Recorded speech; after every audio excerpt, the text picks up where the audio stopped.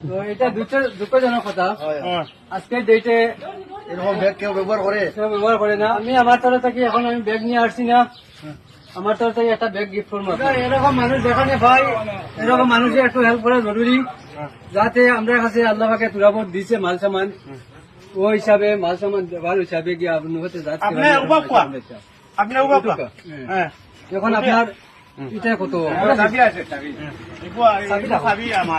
তোমার হইলো আমার ঠিক আছে, এটা আমি কিনে দিয়েছি।